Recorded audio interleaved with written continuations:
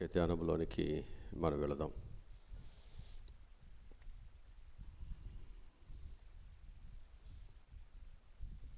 ఈ సంవత్సరం మనము ఉపవాసం ఉండి మనం చేయవలసినటువంటి ప్రార్థనలు,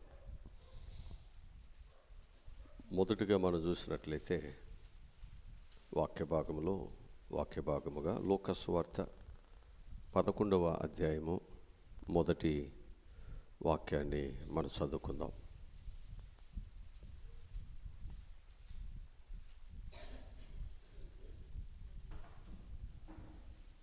లూకా సువార్త 11వ అధ్యాయము మొదటి వాక్యాన్ని చదువుదాం.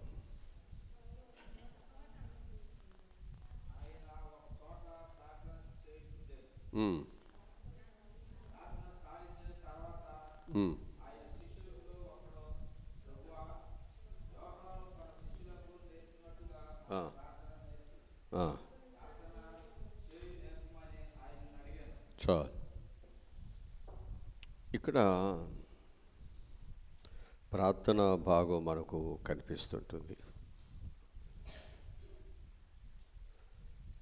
శిష్యులు వారు నేర్పించమని వారు అడిగింది ఏంటంటే ప్రార్థన. మన జీవితాల్లో కూడా మనం చాలా అడుగుతాం మనం కదా. అప్పులు తీర్చమంటాం, ఆరోగ్యాలు ఇమ్మంటాం, ఉద్యోగాలు ఇమ్మంటాం, పిల్లలు వివాహాలు చేయమంటాం, గృహాలు అంటాం, గర్భఫలాలు అంటాం, మనం పిల్లలు పాస్ అవ్వాలంటాం, చాలా చాలా అడుగుతున్నాం. కానీ ఉత్తమమైనది, శ్రేష్టమైనవి దేవుడు మన నుండి ఆశించేవి మనం కోరట్లేదు. కానీ శిష్యులు మాత్రం ఏం కోరుతున్నారు అంటే, వారు ప్రార్థన మాకు ఎలా చేయాలో మాకు నేర్పయ్యా, మాకు చాలా తెలివి ఉంది, నీవు లేకపోయినా పర్వాలేదు, మేము ప్రార్థిస్తాం అని వారు ఇప్పుడు కూడా ప్రభు నేర్పకుండా వారు ఏది కూడా వారు చేయట్లేదు. ఎందుకని అంటే వారు ప్రభు దగ్గర శిష్యోత్సవం చేస్తున్నారు, నేర్చుకునేవారు ఉన్నారు. ప్రభు నేర్పిస్తే మేము కూడా నేర్చుకున్నాం అనుకోండి, రేపొద్దుండే అనేకులకు మేము కూడా నేర్పగలుగుతాం, అనేకులను మేము కూడా ప్రార్థన జీవితంలో నడిపించగలుగుతాం. అంటే ముందు మాకు ఆ అనుభవం వస్తే ఆ నెక్స్ట్ వచ్చేటువంటి వారికి మేము అనుభవాలు నేర్పిస్తాం. మాకు రాలేదనుకోండి, ఎదుటి వారికి మేమే నేర్పుతాం కదా. ఆ విషయాన్ని వారు నేర్చుకున్నారు, తెలుసుకున్నారు. అందుకే ప్రభు ఉండగానే ఆ ప్రభు దగ్గర వారు అవసరమైన వాటిని కోరుకుంటున్నారు. వారు ఏదో ఇల్లు కావాలనో, లేకపోతే మంచి పిల్లలకి భవిష్యత్తు కావాలనో, లేకపోతే పొలాలు కావాలనో, ఇంకేవేవో వారు ఏమీ కోరుకోవట్లేదు. వారు ప్రభు దగ్గరకు వచ్చిన తర్వాత వారు కోరుకునేటువంటిది ఏంటి అంటే ప్రార్థన. ఎందుకని అంటే ప్రభు చెప్పాడు, మొదట నా నీతిని, రాజ్యమును వెదకండి, అప్పుడు మీకు ఏమి కావాలో ఇస్తాను, అవన్నీ ఇస్తాను. ఇప్పుడు మనం దేవుని రాజ్యంలోకి వెళ్ళాలి అంటే మనకేం కావాలి? ప్రార్థన కావాలి. అంటే ప్రభు దగ్గర మనము ఏం చేయాలన్నమాట? అడగాలన్నమాట. అంటే అడగటం మనకు తెలియాలి. అడగమన్నాడు కదా అని మనం ఎట్లా పడితే అట్లా అడగటానికి వీల్లేదు. అసలు మనం అడుగుతున్నది ఎదుటి వ్యక్తికి ఇష్టంగా ఉందా, ఆ వ్యక్తి నా మాటను అంగీకరిస్తాడా లేదా అని మనం గ్రహించి అడగాలి. చాలాసార్లు మనము ఎదుటి వ్యక్తిని మనం పట్టించుకోకుండా, మనకేదో అవసరత ఉంది, ఇది లోకంలో ఎవరికి లేని అవసరత నాకే ఉంది అన్నట్లుగా మనం అవసరతని గొప్పగా భూతద్దంలో చూసి మన ప్రభు దగ్గర పెట్టేస్తున్నాం. కానీ ప్రభువుకి అసలు ఏది అవసరమో, అసలు ఏంటి, నేను ఏది అడిగితే ప్రభు నాకు ఇస్తాడు అన్నటువంటిది తెలుసుకుని అడిగితే అది నీకు గొప్ప ఆనందాన్ని ఇస్తుంది. లేకపోతే నువ్వు ప్రభు దగ్గర నుండి ఏమీ సంపాదించుకోలేవు. అందుకు నీ సమయము వృధా కాకుండా, నీ మాట వ్యర్థం కాకుండా, నీ మాట అక్కడ నెరవేర్పుగా ఉండాలి అంటే నువ్వు అడుగుతున్నటువంటిది దేవునికి ఇష్టముగా ఉండాలి. నీకు ఇష్టం కాదు. ఎవరికి ఇష్టంగా ఉండాలి? అది దేవునికి ఇష్టంగా ఉండాలి. ఇప్పుడు అందుకే ఈ శిష్యులు ప్రభు దగ్గర ఎలా అడగాలో నేర్పించున్నాయన. ప్రార్థన అంటే అడగటం, లేక దేవునితో మాట్లాడటం. ఎలా మాట్లాడాలో, ఒకవేళ కొన్నిసార్లు మాట సరిగ్గా లేకపోతే శత్రువులు ఎక్కువైపోతారు. మాటను కరెక్ట్గా మనం చెప్పలేకపోతే,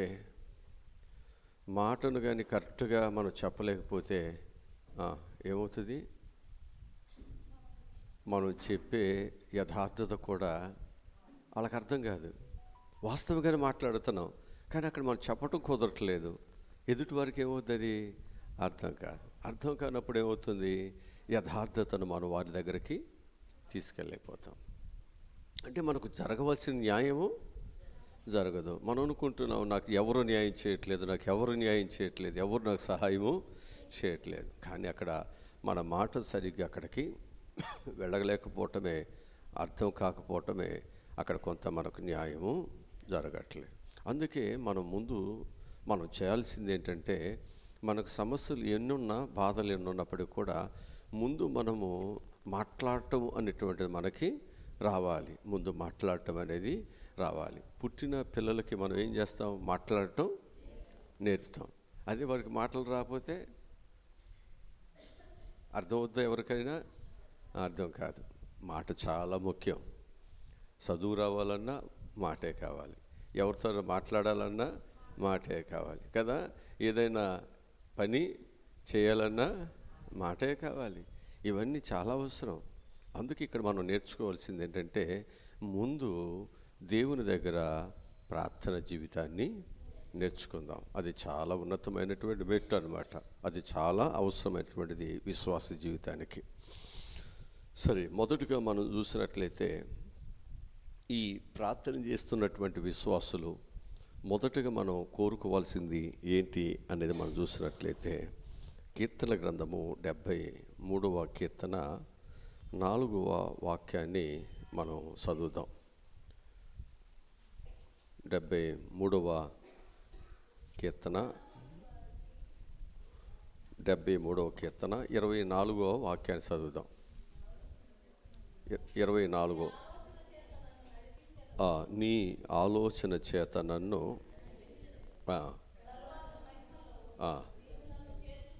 అది ఇక్కడ మనం ఏం చేయాలి అంటే, ముందు దేవుని ఆలోచన చొప్పున నన్ను నీవు, అది మనం అడగాలి. అది మాట్లాడటం అంటే అది. ఇప్పుడు ఒక వ్యక్తి దగ్గరికి మనం వెళ్ళిన సలహా కోసం, ఆయన చెప్పే సలహా మనం తీసుకోకుండా మనమే ఆయనకి ఏదో సలహాలు చెబుతూ ఉంటే, నా దగ్గరికి ఎందుక, నీకే తెలుసుగా, నువ్వే చేసుకుంటారు. అంతేగా. నా దగ్గరికి వచ్చింది దేనికి? నీకేదైనా సలహా చెప్పడానికి, ఆలోచన చెప్పడానికి నా దగ్గరికి వచ్చావు. ఇప్పుడు నా దగ్గరికి వచ్చింది నువ్వే, కానీ నన్ను మాట్లాడనీకోకుండా ఇలా చేయి, అలా చేయి, ఇలా చేయి అంటే అదేదో నీకు తెలిసినప్పుడు నువ్వే చేసుకోవచ్చుగా. అంతేనా? అంటే ఇక్కడ మనం నేర్చుకోవాల్సినటువంటి పాఠం ఏంటంటే, మన జీవితాలలో మన ఆలోచన మన సమస్యలను పరిష్కరించట్లేదు, లేకపోతే మన ఆలోచన మనకున్న కష్టాలు తీర్చుకోలేకపోతున్నాం. ఇప్పుడు తీర్చుకోలేనప్పుడు మనం ఏం చేయాలి? ఆలోచనకర్త అయిన దేవుడు ఉన్నాడు కదా, బలవంతుడైన దేవుడు ఉన్నాడు కదా, నిత్యుడగు తండ్రి, సమాధానమునకు అధిపతి అయిన దేవుడు మనకున్నాడు కదా.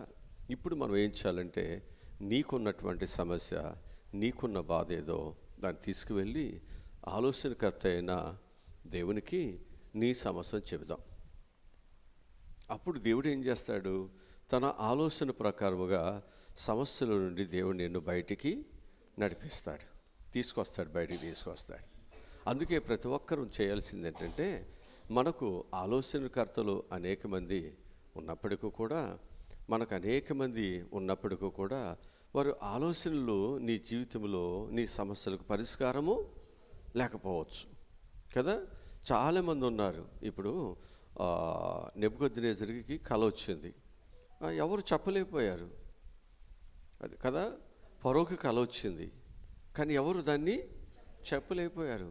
ఆయన చుట్టూ చాలామంది ఉన్నారు, మాంత్రికులు ఉన్నారు, అనేకమైన విద్య కలిగిన వారు ఉన్నారు, కానీ ఎవరు వాటిని చెప్పలేకపోయారు.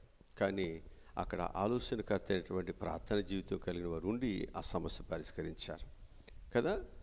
ఈరోజు నేను అంటున్నాను, అలాంటి దేవుని ఆలోచనలను ఎరిగిన వారు, దేవుని ఆలోచన ప్రకారము నడిచేవారు నీ కుటుంబానికి, నీ సంఘానికి నీకుంటే నీ పాదము ఇరుకులు పడదు, నువ్వు సమస్యలో చిక్కుకో.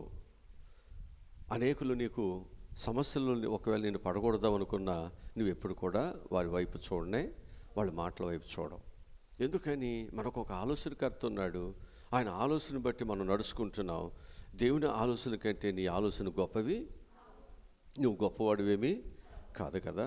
కనుక నాకు దేవుడు తప్పకుండా ఆయన నన్ను చేపట్టుకుంటాడు. నా బాధ, నా కష్టం అంతా నేను ఎవరు చెప్పుకున్నాను? దేవునికి చెప్పుకున్నాను. ఆయన నన్ను ఏం చేస్తాడు? ఆయన ఆలోచన ప్రకారముగా ప్రభు నన్ను నడిపిస్తాడు. కనుక నన్ను ఖచ్చితంగా ఈ సమస్యల నుండి, ఈ బాధల నుండి నా ప్రభు నన్ను విడిపిస్తాడు. అది ఈ సంవత్సరం మనం ఏం చేయాలన్నమాట? ఎలాంటి ప్రార్థన చేయాలి?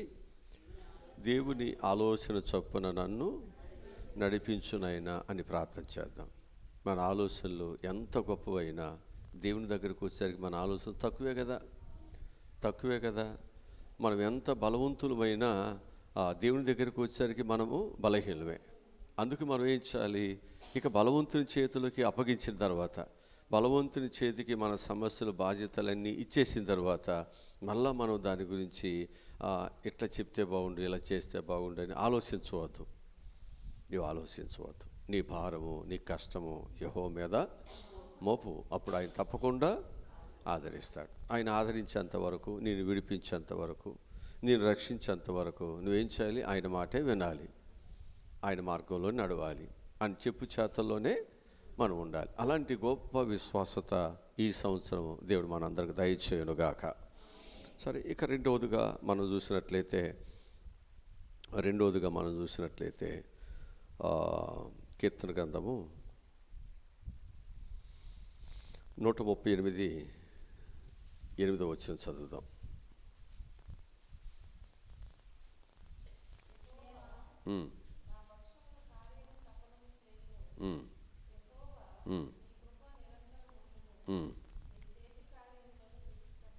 అది ఈ సంవత్సరం ప్రభు దగ్గర మనం చెప్పాల్సింది ఏంటంటే దేవా యెహోవా, నా పక్షమున నీవు కార్యములను చేయము.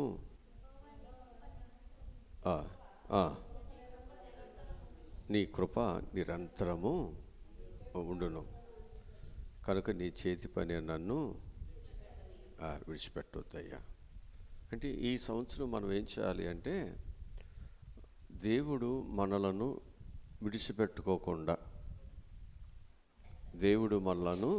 విడిచిపెట్టకుండా ఉండునట్లుగా చేయనైనా అని ప్రార్థన చేద్దాం. ఎందుకని? మన బలహీనం కదండి. ఈ లోకంలో మనకి ఆశలు ఉన్నాయి, కోరికలు ఉన్నాయి, మనకేదో ఆతృత ఉంటుంది మనకి. దీనిలో తొందరపాట్లు, లోటుపాట్లు మన జీవితాల్లో కలిగి ఉంటాం. దీన్ని బట్టి మనుషులు ఏం చేస్తారంటే, నమ్మించి నన్ను మోసం చేశారని మన మీద కక్ష కడతారు. అది దేవుడైతే ఆయన ప్రేమ కలిగిన వాడు కాబట్టి ఆయన మనలను ప్రేమిస్తాడు. అందుకే మనం చేయాల్సింది ఏంటంటే, ప్రభువా నేను బలహీనుడేనయ్యా, ఈ బలహీనతను బట్టి నేను ఒకవేళ నీకు వ్యతిరేకమైన పనులు ఏదైనా నేను చేస్తున్నా నన్ను దయతో క్షమించునైనా. నేను నిన్ను విడిచిపెట్టవచ్చు, కానీ నీవు నన్ను విడిచిపెట్టొద్దయ్యా. ఈ పాపిని విడిచిపెట్టొద్దయ్యా, ఈ దొంగని విడిచిపెట్టొద్దయ్యా, నీకు వ్యతిరేకంగా జీవిస్తున్న నన్ను విడిచిపెట్టొద్దయ్యా. నేను నీ బిడ్డను అని చెప్తున్నాను, కానీ నేను నిన్ను మోసం చేస్తున్నాను, నన్ను దయతో క్షమించునైనా అని మనం ఏం చేయాలంటే, ప్రభు విడిచిపెట్టకుండా మనం ఏం చేయాలి? ప్రార్థన చేయాలి. మనం తప్పు చేసి మరలా అలాగే ఉన్నాం అనుకోండి, మనం పొరపాటు చేసి మరలా అలాగే మనం ఉన్నాం అనుకోండి, ఏమవుతుంది? దేవుని సహాయము వెళ్ళిపోతుంది. ఈ సంవత్సరం దేవుని సహాయం వెళ్ళిపోకుండా నిన్ను దేవుని యొక్క సహాయము ఆయన హస్తము నిన్ను పట్టుకుని నీ కుటుంబాన్ని పట్టుకుని నడిపించేటట్టు ప్రార్థన చేయాలి.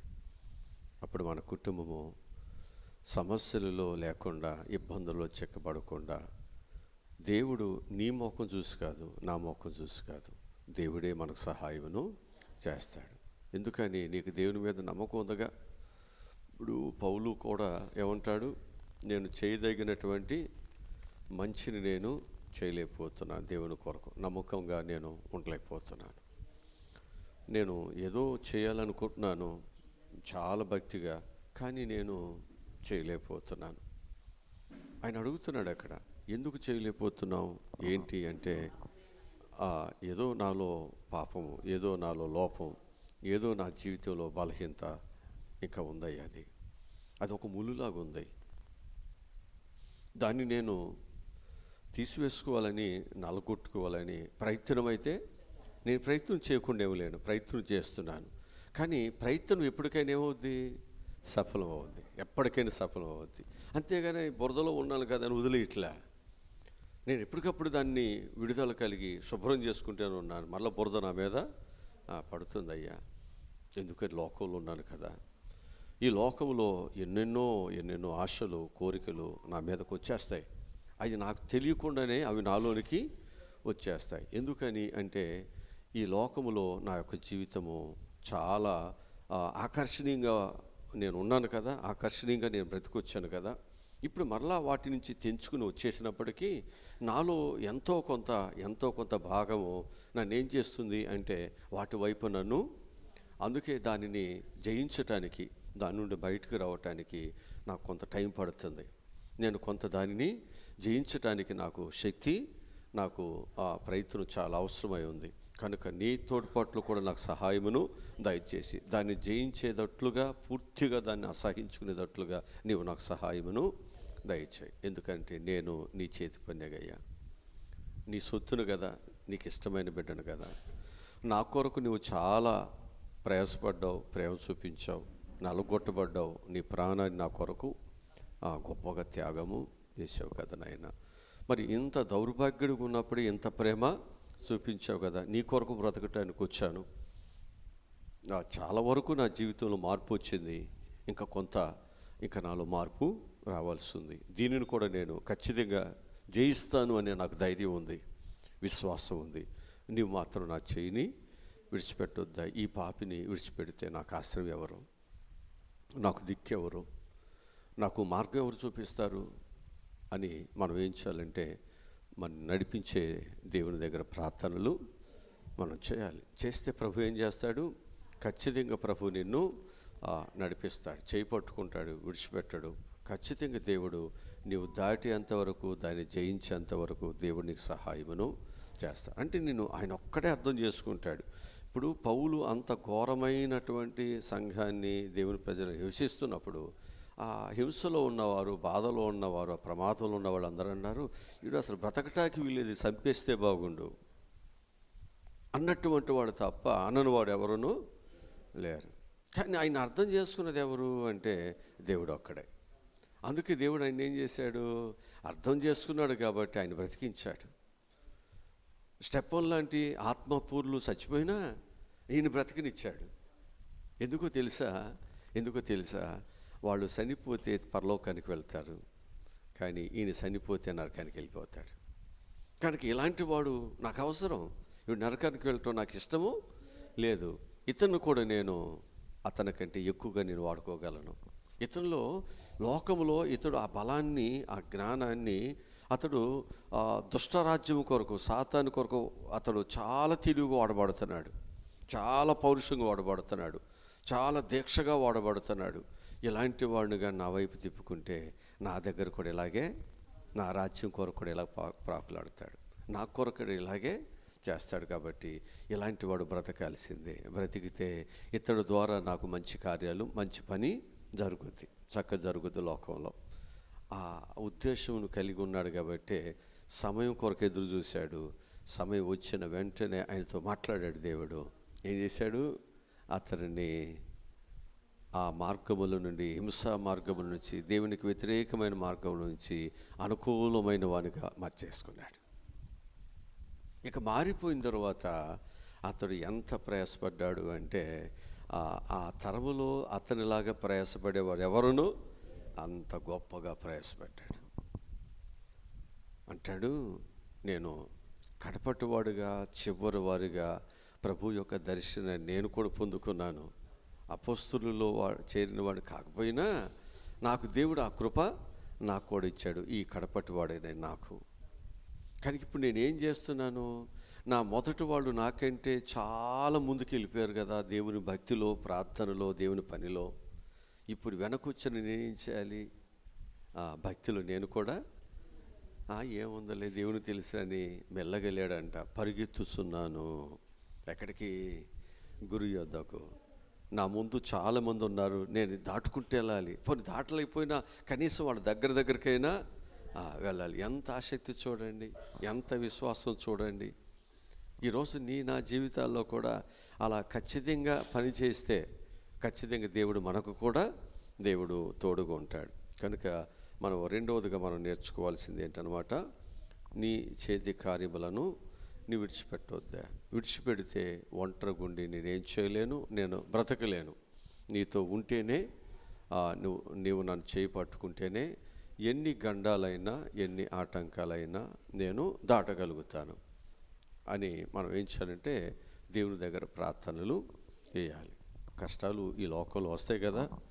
కొత్త సంవత్సరం అని ఇల్లంతా శుభ్రపరచుకున్నట్టు సంవత్సరంలో శుభ్రంగానే ఉంటుందా? సామాన్లన్నీ సంవత్సరానికి ఒకసారి, నెలకు ఒకసారి ఎప్పుడూ కడుగుతాం, కానీ రోజు కడుగుతామా? మన సామాన్లు ఏమన్నా ఎక్కడైనా పడేస్తామా? పోనీ మన ఇంట్లో దుమ్ము ఎవరైనా తీసుకొచ్చి పోతే ఊరుకుంటామా? ఊరుకోం. అయినా సామాన్లకి దుమ్ము ఉంటుంది, మడ్డి ఉంటుంది, అన్నీ పడుతుందా లేదా కదా? అలాగే మనం ఏ తప్పిదం ఎలాంటివి చేయకపోయినా లోకంలో ఉన్నాం కాబట్టి అన్నీ పడతాయి. ఏదో పడుతుంది. అందుకే మనం ఏం చేయాలి? ప్రభువా, నా స్థితిని చూసి విడిచిపెట్టొద్దయ్యా, నేను మారటానికి నీ దగ్గరికి వచ్చాను, నువ్వు నాకు సహాయమును, ఈ బలహీనుని చూడయ్యా, ఈ పరిస్థితులు చూడు, నువ్వు ఒక్కరివే నన్ను అర్థం చేసుకుంటావు. లోకమైతే నన్ను నిందిస్తుంది, లోకమైతే నన్ను హేళన చేస్తుంది, లోకమైతే వీళ్ళు రక్షణ పొందారు, బైబిల్ పట్టుకున్నారు, దేవుని మందిరానికి వస్తున్నారు, వీళ్ళేం మారారు అని లోకం నన్ను అంటది. కానీ నువ్వైతే నన్ను ప్రేమిస్తావయ్యా. అది మనం దేవుని దగ్గర మనం ఏం చేయాలన్నమాట, చక్కగా ప్రార్థనలు మనం చేయగలిగితే ప్రభు తప్పకుండా మన మనసు నెరిగి మనకు సహాయమును చేస్తాడు. ఓకే, ఇక మనము నాలుగోదిగా మనం చూసినట్లయితే కీర్తన గ్రంథము 27వ కీర్తన 11వ వచనం.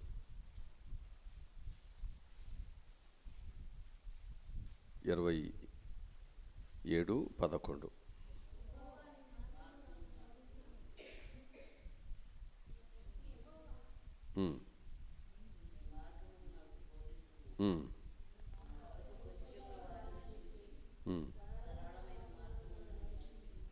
ఇప్పుడు ఈ సంవత్సరం మనల్ని ఎక్కడ నడిపించాలన్నమాట, అదే మనం ప్రార్థించాలి దేవుని దగ్గర. మంచి మార్గంలో నన్ను నడిపించునాయన.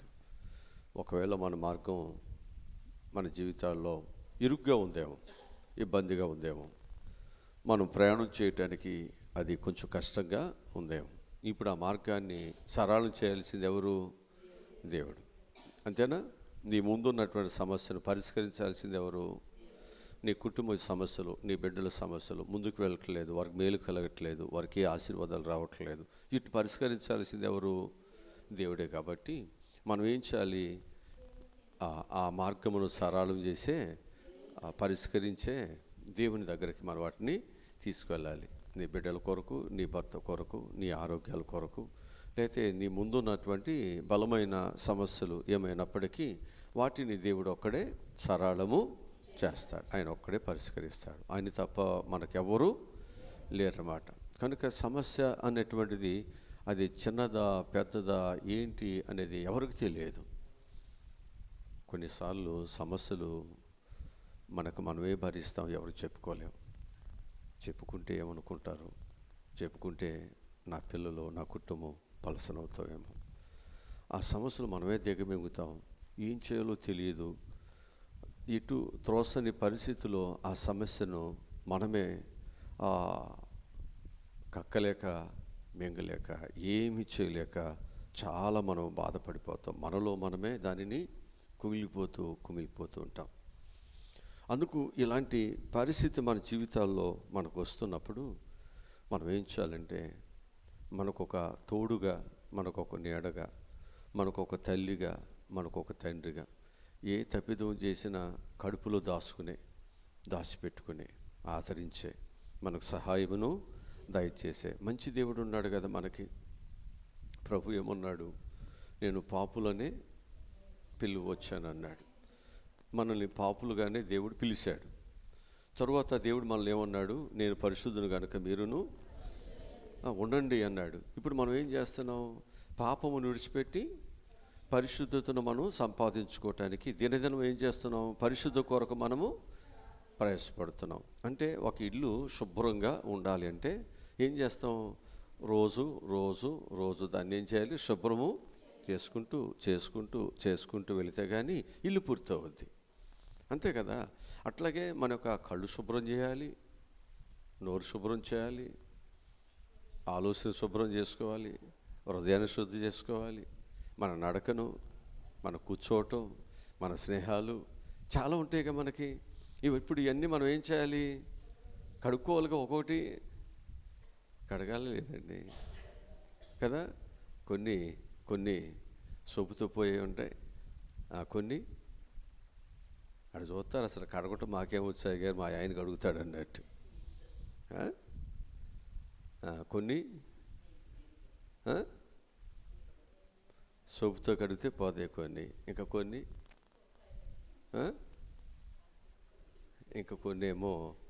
కొన్ని ఏమో పోవాలి అంటే ఏం చేయాలి, చింతపండుతోనో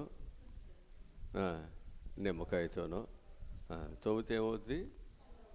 అంతేగాని ఈ కుండలు తోమినట్టుగా ఆ కుండను కూడా నేను సోపుతో తోముతానంటే పోదు. అది ఎక్కడున్న నల్లగా అది అట్టాగా ఉంటుంది, అంతేనా కదా. అంతే. అందుకు మనం కడగాల్సిన వాటిని కడుగుతుండాలి. పొళ్ళు కడుక్కోవాలంటే సోపుతో కడగం, పేస్ట్తో కడుగుతాం, అంతేనా. అంతే కదండి. అలాగే మనం వాష్రూమ్ కానీ కడగాలంటే నీళ్ళతో కడుగుతామా, ఆదాం గారు కడుగుతాడు కావాలి.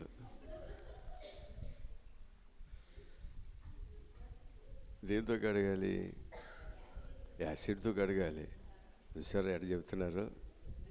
అదే యాసిడ్తో మనం పొడి కడుక్కుంటామా, ఎక్కడైతే పోతుందిగా మాస్కులేగా.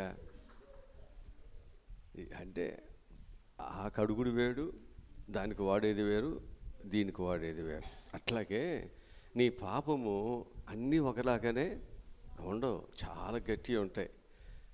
కొన్ని దయ్యాలు ఊరికే పోతాయి, అసలు కొన్ని దయ్యాలు ఎట్లా తిరగబడతాయో అవి మొండి దయ్యాలు అన్నమాట కదా. కనుక మనం కొంతమంది చాలా మార్పు చెందరు, ఎంత ప్రార్థించినా వాళ్ళు ఆ పాపాన్ని, ఆ చెడుని, ఆ స్నేహాలని విడిచిపెట్టలేరు. ఇప్పుడు వీళ్ళని ఏం చేయాలి, వదిలిపెట్టేద్దామా, వదిలిపెట్టలేం కదా. మనం ఏం చేయాలి, వాళ్ళు మార్పు చెందేంత వరకు మనం వరకు ప్రార్థనలు అది మనం చేయాలి.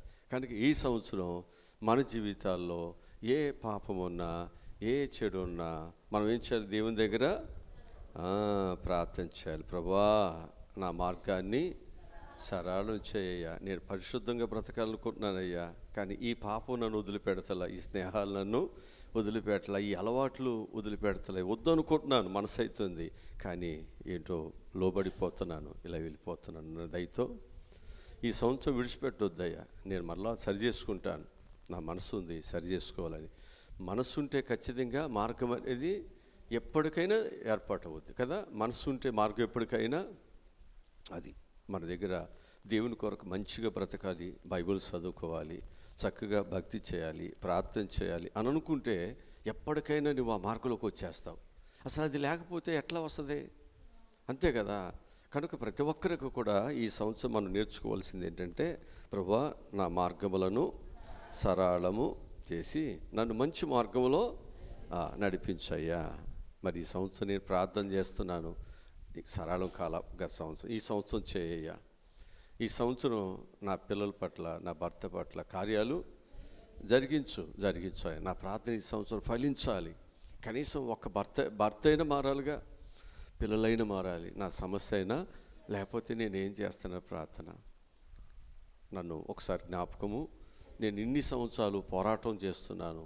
ఈ పోరాటంలో ఈ సంవత్సరం ఒక జయం ఇచ్చే సంవత్సరం, నా మార్గమును సరళము చేసే సంవత్సరం, నా ఆటంకాలన్నీ తొలగిపోయి మంచిగా నడుచుకునే సంవత్సరంగా ఈ సంవత్సరం ఉండాలి అని మనం ఎప్పుడైతే దేవుని దగ్గర ప్రార్థన చేస్తామో, దేవుడు మన పట్ల గొప్ప కార్యాలు దేవుడు చేస్తాడు. తల ఉంచండి, ప్రార్థన చేసుకుందాం. తల ఉంచండి. మా ప్రభువా, రక్షకుడా, ఎన్నో విషయాలు మేము నీ దగ్గర నేర్చుకోవాలి. శిష్యులు మాకు ప్రార్థన నేర్పించన్నారు. వారు నేర్చుకున్న తర్వాత వాళ్ళు ప్రార్థన చేస్తుంటే చనిపోయిన వారు లేచారయ్యా, చనిపోయిన వారు లేచారు. అద్భుతాలు జరిగినాయి, ఆశ్చర్యమైన కార్యాలు జరిగినాయి. ఈరోజు ప్రభువా, ప్రార్థన అనేటువంటిది సామాన్యమైనది కాదు. అది సామాన్యమైనది కాదు, చాలా బలమైనది. ప్రార్థన ఎదుట రాజులు, సింహాసనాలు, శత్రువు ఎవ్వరు నిలబడలేరు. కోట గోడలన్నీ కూలిపోతాయి. అంత శక్తి, అంత పవర్ఫుల్. లోకములో ఎన్నెన్నో బాంబులు ఉండొచ్చు, పవర్ఫుల్. వాటిని ఒకవేళ శత్రువు మీద ఉపయోగించడానికి వాళ్ళు సిద్ధపరచవచ్చు. వీటన్నిటికంటే పవర్ఫుల్ అయినది ప్రార్థన శక్తి మాత్రమే. ఈ సంవత్సరం ప్రభువా, ఈ ప్రార్థన శక్తితో గొప్ప దేవుని దగ్గర ఎన్నో అద్భుతాలు, కార్యాలు మేము పొందుకోవాలి.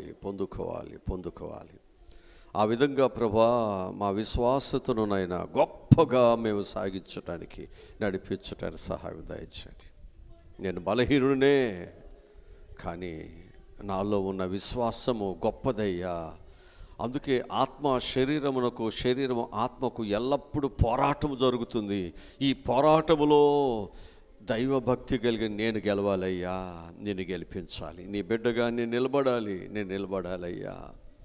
వీడు మారరు అనుకున్నారు, నేను మార్పు చెంది నీ నామానికి మహిమను తీసుకురావాలి. అలాంటి నాయన, గొప్ప నాయన, పోరాటం చేయగలిగినటువంటి ప్రార్థనా వీరుడుగా, ప్రార్థన బలము కలిగిన బిడ్డలుగా మేమందరూ ఉండాలి. ప్రార్థనతో నాటింది పెళ్ళగించటము అసాధ్యమయ్యా. పెళ్ళగించలేం, ఏది పెళ్ళగించలేదయ్యా.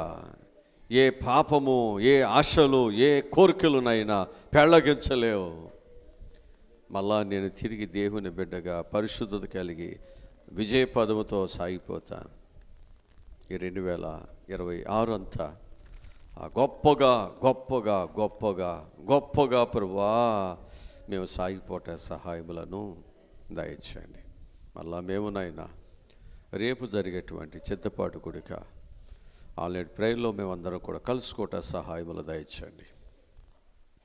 ఈ 5 రోజుల ఉపవాస కూడికలు దేవుని కృపలో సాగిపోతూ మరలా మేమునైనా మొదటి నెలలో, మొదటి వారములో మరలా దేవుని శరీరమును, రక్తమును తిని త్రాగి ఆ పరిశుద్ధమైన బలలో మేము పాలిభాగస్తులమై దైవ కృపలను నైనా, దైవ బలములను మేము సంపాదించుకోవటానికి మీరే సహాయములను దయచే ప్రభు. అలాంటి గొప్ప విశ్వాసత కలిగిన వారుగా, గొప్ప పరిశుద్ధత కలిగినటువంటి దేవుని శరీరాన్ని, గొప్ప పరిశుద్ధత కలిగిన, పాపులను కడిగిన, పాపాన్ని కడిగిన, పాపుల కొరకునైనా శ్రమించిన, నలగొట్టబడిన అంత శక్తి కలిగినటువంటిది నైనా నేను తినుసు త్రాగుతున్నప్పుడు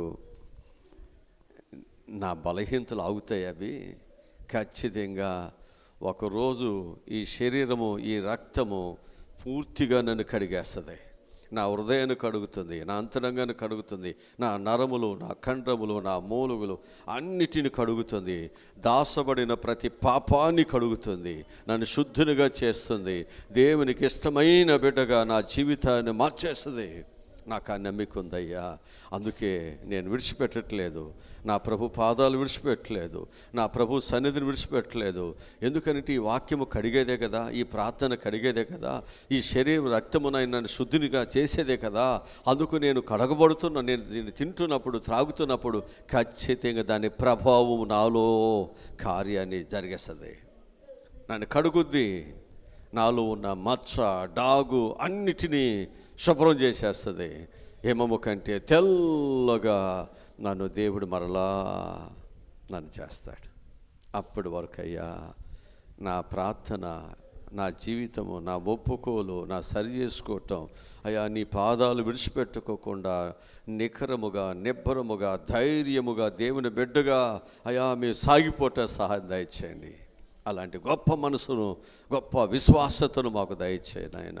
సమస్యలు ఉన్నాయని బలహీను కాకుండా, బాధలు ఉన్నాయని బలహీను కాక, లోకం ఏదో అనుకుంటుందని బలహీను కాక, లోకము కొరకు కాదయ్యా ఈ రక్షణ, ఇది లోకం కొరకు కాదయ్యా,